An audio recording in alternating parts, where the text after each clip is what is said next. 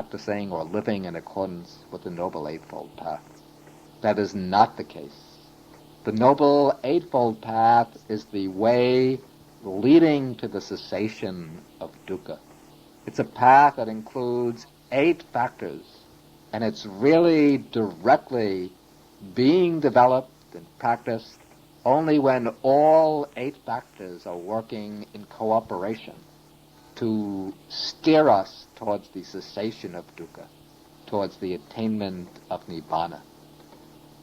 The occasions when we're really practicing and developing the Noble Eightfold Path will be times when our mental vision, our outlook and understanding are guided by right views, by an understanding of the basic unsatisfactoriness of our existence, and the understanding that the real liberation is the attainment of nirvana.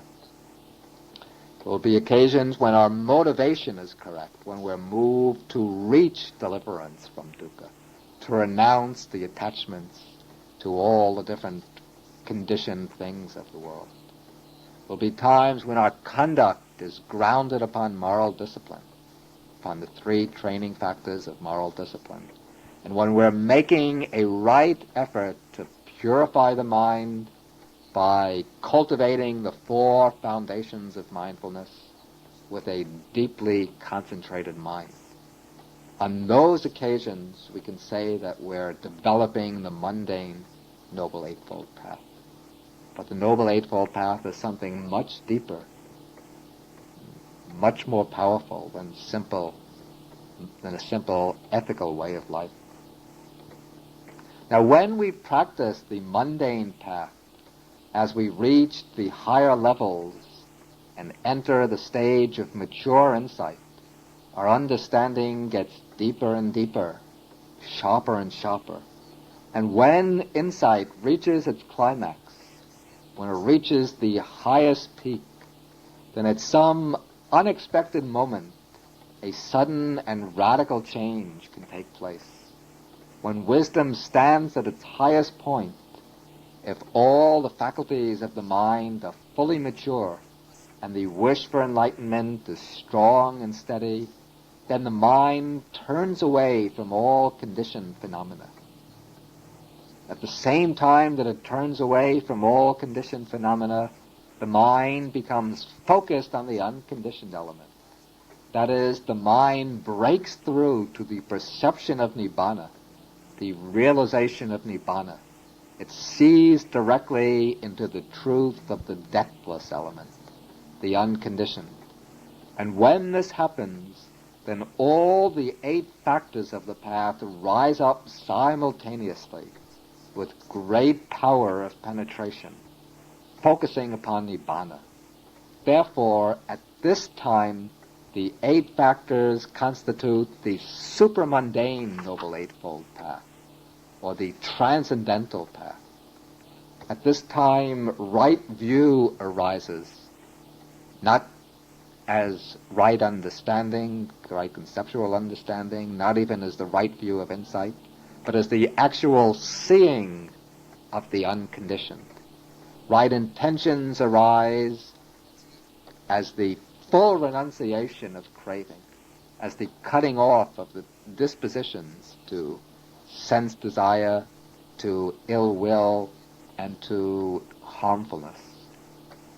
Right speech, right action, right livelihood arise as mental factors cutting off the dispositions to wrong speech, wrong action, and wrong livelihood.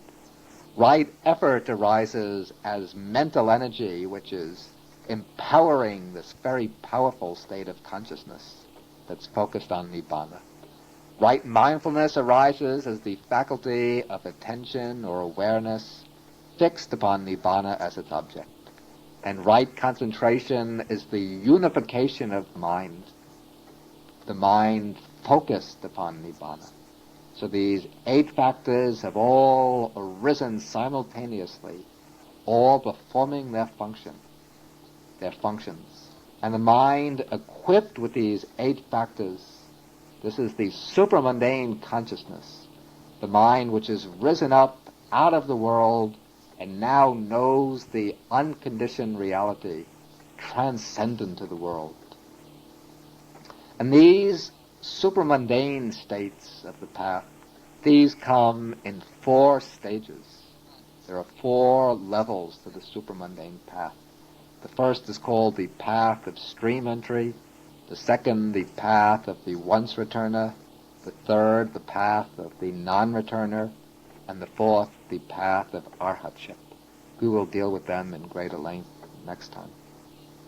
Now the path experience lasts only for a moment, but when it occurs, that moment of consciousness cuts off and eradicates a certain set of defilements. It cuts them off right at the roots so they can never arise again. And the first time that the path arises, the path of stream entry, the yogi enters irreversibly upon the way to liberation. From the point he reaches stream entry on, he can never fall away. Up to this point, he could still fall back. He could still be swept back into the current of the world. He has no absolute assurance of winning the goal. But when he reaches the supramundane path of stream entry, in this one moment of realization, a complete change takes place in the very bottom of his consciousness. In this moment, he becomes a stream enterer, one who has fallen into the stream to liberation and can never return back again into the way of the world. Following the peak experience of stream entry, the yogi might still have more work to do. He still has 3 more attainments of the supramundane path lying ahead. Each of these other path moments will again eradicate certain sets of defilements and liberate the yogi from a corresponding degree of bondage to samsara. When the 4th path is attained and finished, then he becomes an arhat, one who has cut off all defilements and reached full liberation. Now the yogi who has become a stream enterer, he might have as many as 7 more lifetimes in which to move in samsara before he reaches arhatship. But he can never fall away, he can never be reborn in any of the lower worlds, and he is certain that he will reach liberation in no more than 7 lifetimes.